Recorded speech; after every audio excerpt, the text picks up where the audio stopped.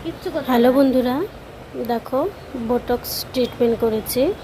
হেয়ারটা খুব রাফ হয়ে গেছিলো, অনেকবার স্ট্রেটিং করতে করতে চুলটা খারাপ হয়ে গেছিলো।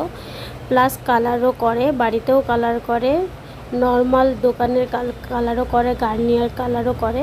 তো দেখো চুলটাকে একদম পুরো নষ্ট হয়ে গেছে, ফেটে ফেটে গেছে। প্লাস হচ্ছে প্রচুর গ্রে হেয়ারও ছিল। সেই গ্রে হেয়ারটা কভার করার জন্য আমাকে কালারও করতে হয়েছে। পরের দিন কালার করে পরের দিন আমাকে ধুতে হয়েছে। আজকে প্রথম দিন আমি পুরো বোটক্স ট্রিটমেন্টটা করেছি, তারপরের দিন কালার করে ধুয়েছিলাম। আমি হচ্ছে সিকের বোটক্স করেছি, যে সিকের প্রোডাক্ট দেখো, সিকের বোটক্স করেছি। ফার্স্ট আমি শ্যাম্পু করে 5 মিনিট রেখে দিয়েছিলাম শ্যাম্পু লাগিয়ে। তো তোমরা সবসময় 3 বার করে শ্যাম্পু করবে, শ্যাম্পু করে 5 মিনিট করে রেখে দেবে। হ্যাঁ, শ্যাম্পু করার পর আমি ক্রিম অ্যাপ্লাই করছি। ক্রিমগুলো অ্যাপ্লাই করবে যে খুব পাতলা পাতলা সেকশন নিয়ে করবে, তাহলে খুব ভালো হবে, রেজাল্টও খুব ভালো আসবে।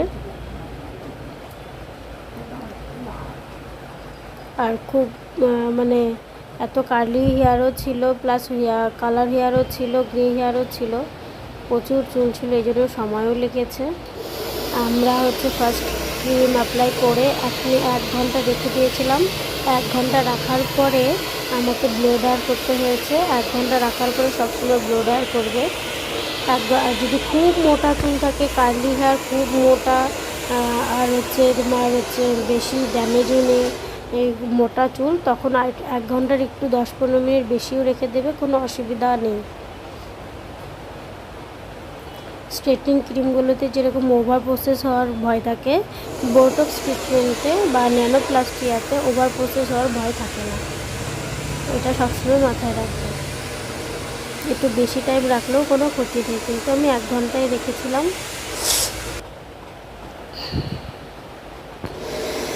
দেন আমি ব্লো ড্রায়ার অ্যাপ্লাই করছি। ব্লো ড্রায়ার করার পরে আমি আয়রন মারব।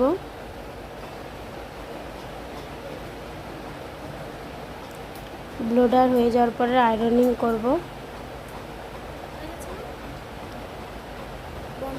সেকশন করে করে ব্লো ড্রায়ার করবে।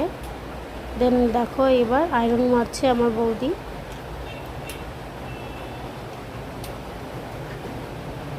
আয়রন যখন করবে তখনও খুব পাতলা পাতলা সেকশন নেবে। মিনিমাম 14 বার অ্যাপ্লাই করবে আয়রন, তারপরে যতবার পারো করবে, কিন্তু মিনিমাম 14 বার করতেই হবে। এই দেখো লাস্ট পরের দিনের রেজাল্ট। বিকজ ওই দিন আমি ধুইনি, কারণ হচ্ছে ওনার গ্রে হেয়ার ছিল প্রচুর, ওটাকে কভার করতে হতো। আজকে আমি দেখো কালার গ্রে হেয়ার কভার করেছি, পুরো ব্ল্যাক কালার ইউজ করেছি। 20 ভলিউম ইউজ যদি করো, তাহলে পরে তুমি বোটক্সের পরে করতে পারো। আর যদি তুমি হাইলাইটস কালার যদি করো, 40 ভলিউম ইউজ করো, তাহলে তোমাকে আগে তোমাকে করে নিতে হবে, তারপরে বোটক্স করতে পারবে। কেমন হলো আমার ভিডিওটা জানিও তোমরা। টাটা।